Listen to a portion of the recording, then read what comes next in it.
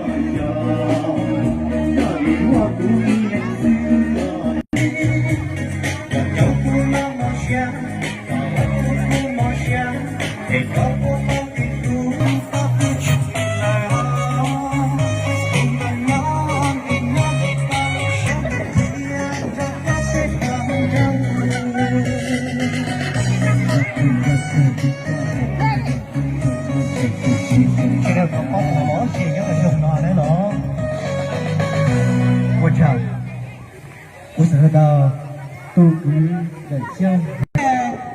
nhưng mà có là những thế nào, tôi cho nó to là thế nào? Chỉ thế, tôi cho cứ thì tụt lên to là chỉ số 6 dạng, sau bên đồng bộ nó tài chẳng hạn, nhưng mà buổi chiều nó bây giờ lưu được cái đó, thế mà buổi chiều nó này, thế cháu bỏ rất là từ từ. Là chỉ bây giờ, là gì kia, giờ là củ sông tuần à, giờ là củ sông tuần, củ sông bây giờ là chùa tuần là gì này? Giờ là thì có là củ sông bây giờ là chùa đó là họ chỉ có thả lùng thế. Đó là ý công từ ấy trong tê lo đi quê đò đưa chi tuổi lo ý thuê cha chồng tê lo tờ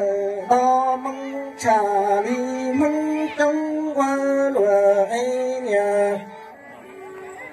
phải nó từ xoa si cung kế đế qua lùa lo ý chờ đi tao đi su rồi đi chu còn e bê nu đi tòa bê tha đi tha lù áo to cho đi cho ba tòa ba mong đi thay áo to ba tòa si chi đi thắng cao trồng lại nhà tên nói nhà thay áo tu chi ta ba tòa sang chi ta mong tòa bê cho đó tòa đó tù u sinh thọ tòa đó qua tòa xa dân phần như tòa quan ta quét tha mà anh sẽ tư trà cò đúng như tòa để là tăng hệ sông ly cò lo cho ta hệ chi cho là chi cho nhà phải là gì chắp là nó bị trong thủ trong che là gì nó thằng chắp lại nó cho chắp lại một lối nó cái gì mau nó là bị trong thủ trong che nó một cái là gì nó đó là vòng rồi ấy hả nó chắp lại nó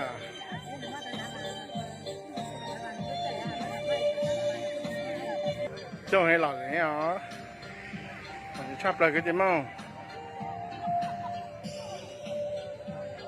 sắp lại nữa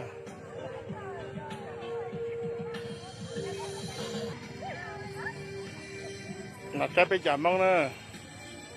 kia là sắp lại cái gì mong nữa cái một con nào nữa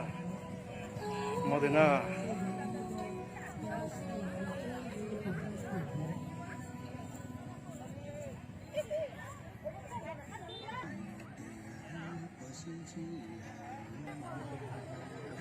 cho lò gì sắp lại nữa